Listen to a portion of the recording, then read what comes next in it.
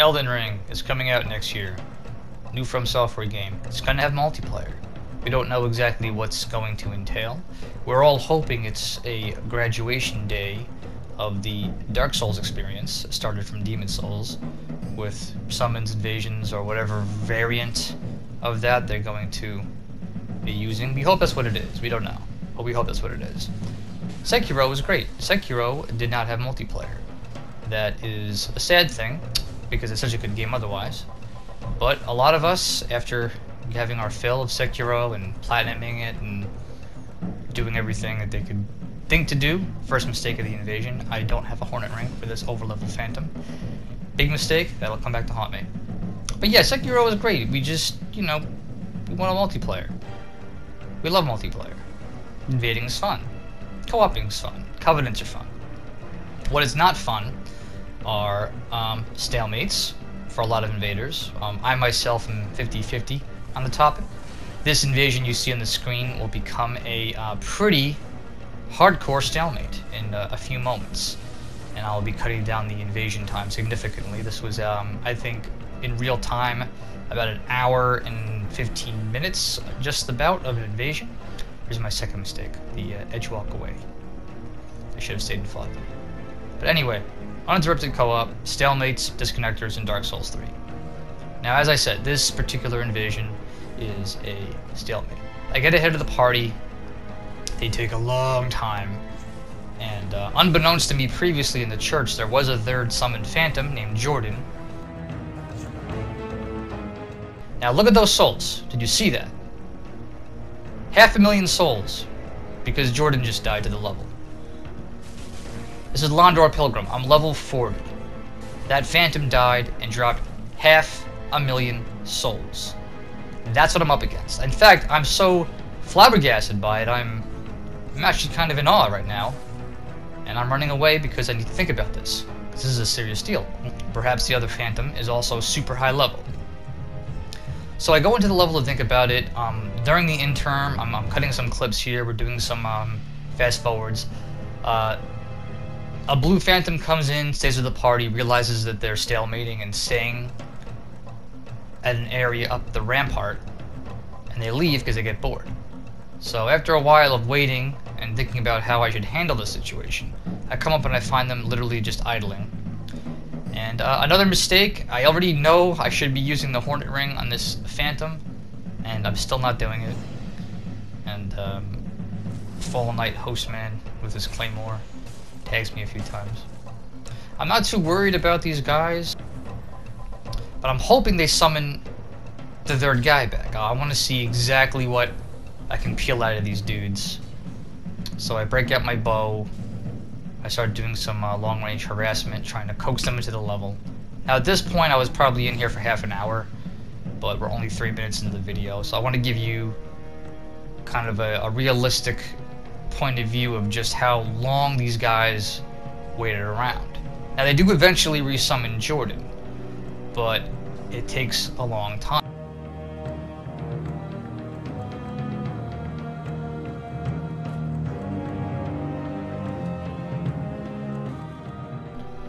Now, stalemates are a divisive topic amongst the player base. I would say that most invaders would prefer to just Black Crystal in the face of a group that's unwilling to play against them, or having a goon squad of overlevel phantoms that are unwilling to progress unless they have some sort of advantage.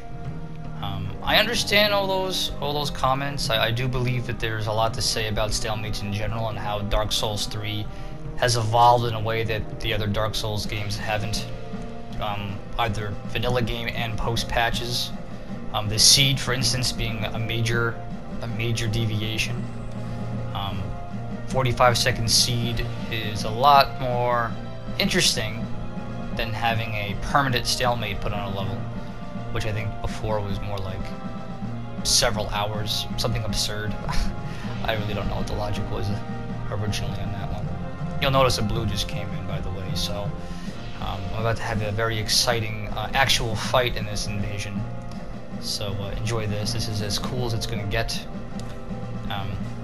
Good play with this blue for our little fight. But yeah, you know, you'll see the blues here engaging me in the level after, wow, this must have been at least 45 minutes into the invasion by this point. And even though he's tagging me, I'm tagging him, and we're very actively boiling on each other's health bars to the full audience or broadcast audience of other players watching. No one comes by to help him, or to better put it, no one comes by to dispatch me during my obvious distraction. These other players, the host and his overleveled buddy, remain where they are by the evangelist, and never once try to take an opportunity to snuff me from their playthrough so they can continue their co-op game uninterrupted. It just doesn't happen. So given what we have in this game, given what we had in Dark Souls 2 and before that, what could Elden Ring do that could help us? Well, let's use this game as a example of maybe things that could have happened in Dark Souls 3 to move Stalemates along. So, Dark Souls 2 had a spell called Unveil. You know Unveil. It happens when a blue sentinel enters a game in Dark Souls 3. A marker appears above their head that looks like the Eye of Sauron from Lord of the Rings. And it proceeds through the level to mark an invader somewhere in wherever they are in the map. And it lasts for a few seconds. Dark Souls 2 had this available as an actual miracle, which you could cast at any point, so long as you had uses for it. I thought of an interesting alternative that could have made Stalemates somewhat more interesting in this game. Take what you had with Pestilent Mercury or Pestilent Mist post-patch, and maybe apply it to a moving miracle cast that would act like Unveil, only go towards a host in his party. Now, immediately I know what you're going to say is that would totally break PvE, and yes, I think that would be a problematic miracle in regards to PvE. However, I do feel as if one thing Dark Souls 2 did that I sort of miss was maybe giving us more options in general for things that necessarily were obviously more tuned for PvP and not PvE. And I feel as if an obvious PvP spell, maybe acquirable through Coventeering, might have been a good idea to sort of help invaders. But it could have helped hosts too. Imagine if you have an invader that's hiding out in a level. Stalemates go both ways, folks. I'm not just talking about hosts here. I want to be very clear about this. Invaders can cause their own stalemates by not being aggressive enough. And a spell like a damage cloud that progresses through the level on a temporary timer, looking for a target, a player target, could be quite interesting. Now, obviously, you'd have to have some sort of balancing. Maybe it doesn't affect territorial spirits from the faithfuls and the watchdogs, instead it's supposed to be policing those areas, and sure.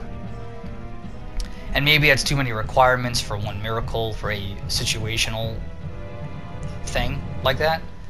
But I do think that thinking outside the box in a lot of ways could have helped. Dark Souls 2 had the shades and the phantom timers, which, while they worked very well for Dark Souls 2, I was very happy to see them retired for this game, and I don't think that necessarily would have been a great thing, because I personally don't mind long invasions. Dark Souls 2 thought that would be a way to maybe solve the game's own stalemate issues, and perhaps it did, because invaders had to be aggressive in a way, and players had limited time with their phantoms. And, you know, what can I say about it? It worked for Dark Souls 2, maybe. Dark Souls 2 did a lot of things that perhaps are arguably better or worse, depending on your point of view. I personally like PvP more in Dark Souls 3, but that's my opinion. But I'm sure both games dealt with their fair share of stalemate issues. So what could have been done better? Well, the game does have obvious items like Alluring Skulls, or that Alluring Skull effect, that I feel were in the game to be in the game, but could have been developed to be a little more effective. What if you had arrows or crossbow bolts that maybe carried Alluring Skull fragments and would hit a target and give it sort of the same effect, and round. Maybe it lasted longer than, 15 seconds or whatever the heck it is. You could actually count on it a little more than having 10 skulls in your pocket that maybe maybe would lure an enemy or two over to a host in his party. Maybe having a spell like Rapport present in the game, where it wasn't a completely non-option for an invader who couldn't use it really unless they were themselves seated in that special case, in that very special circumstantial situation. I don't know. You probably have good ideas that you could share or you thought of, but I'm saying there's a window. There's a lot more that I feel could have been done to help the stalemate situation in both respects for both hosts and invaders. I'm sure there's some stuff that would be very helpful to a host to use on an invader that's being particularly nasty and hiding in a level, which I've done myself. I have all kinds of different invaders. Some of them are very stealthy, and I like to hang out by choke points. And some hosts maybe could use a tool at their disposal besides a seed that could help. I definitely think if we're going to open the door, it should be available to everybody. Now, this is an invasion I otherwise quite liked that I was almost going to use in my Red Orb Clips number 4, if not for how it ended. I had a pretty good time fighting these two players in the muck right before the giant, and you saw that I interrupted them while they were using their bow and arrows. It's a pretty good way to start the invasion. This one ends in a disconnect, but before that it is a stalemate. And it's a stalemate of my own creation. Sometimes you will be the one to cause players to stop where they are. Maybe the way you're playing, maybe the particular choke point you have is too advantageous, and a host who's willing to play the level is unwilling to progress if the invader is setting up their own chess game that the host has no intention of playing. If you are an invader, you have to make room for the idea that you could be the cause of your own circumstance. If you're playing a certain way, you could potentially cause a player who otherwise would have enjoyed playing the level to not do so. And you have to be open to criticism if you are in fact playing in a way that's not fun. Okay? So I'm going to say that right now. In this particular case, I don't know if that's what I was doing to this host. I had a lot of fun fighting these guys. They may not be as experienced as me, and I don't mean that in a disparaging way. They're doing a hell of a job interrupting me and foiling my critical attempts. And because I'm putting all my eggs in one basket trying to do a cool style critical on one or the other, what ends up happening is they're whittling my health down. So I make a decision to peel off at some point after these skirmishes here at the floor level, and that's where the stalemate begins. They're no longer willing to continue playing, and from their point of view, perhaps the host point of view, I was the one that created the stalemate because I decided to regroup and rethink how I was going to approach. I was in a similar situation recently, back in the summer, if you recall. I put a video up where me and Joe Ellington MD were invaded by Naja the Path, which was Pincognito's character in Cathedral of the Deep, while we were using our bow and arrow builds. And much like this particular scene right here, we forced Pinko to peel off and rethink what he was going to do, while another blue sentinel came in to help us. But we did banish that blue, if you remember from the video, and we decided to hold our ground. So again, stalemates can go both ways. Sometimes as a host you need to create your own stalemate to force the invader to play on your terms if you have to. It's a tactical choice sometimes. So much like what we forced Pinko into, I managed to get myself into a situation here where I'm able to flank these guys using the Untrue Ring, Slumbering Ring, and the Obscuring Ring. The Gold Phantom, I realize, isn't aware that I've gotten behind them, even though the host has, which tells me they're not on the microphone. And I do a courtesy bout here because I'm happy that I've got the game to a one-on-one scenario, and I think that the host is having fun too. And shortly after the goal dies, I realize, nope, this host is done with me. Now, disconnectors, I don't have any sympathy for. I could go on a whole rant about them, but let's just be honest about it. I Am Amish put out a fantastic video over the summer commenting on disconnectors. He went on Reddit. He had very, very involved discourse with a group of players. It's the same kind of conversation people have been debating for years. If you want to have a debate about disconnections, visit that video on his channel and reopen the old conversation bed and have at it. My point is, when someone disconnects in Mortal Kombat, there's no conversation. It's acknowledged that it is rage quitting and everyone moves on. So that's my point of view on it. Now, what could you do in Elden Ring? Well, let's take Dark Souls 3 for example.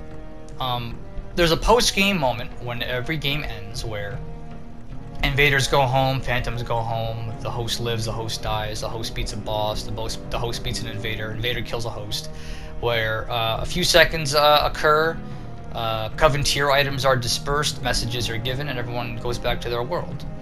So in the event of a disconnection, how about this? How about a phantom like a blue sentinel, or a red, or a territorial spirit, or a white phantom who is in a disconnection situation, be it either a host or enemy phantom. They go home with a sort of token. Let's say if you're a blue sentinel, I'm not saying a partial ear, but maybe some kind of recognition item that could be either as simple as something you could pop for a variant of souls depending on your level. It could be an item you could trade to the bird's nest, similar to those little, little pearl items you got as a shade in Dark Souls 2, something like that, or maybe even a Covenantier item, right? And people who disconnect can get, I don't know, calcified hollow salt that goes into their inventory like dark sigils, and if you get enough of them, guess what? You don't get to play online. How's that sound?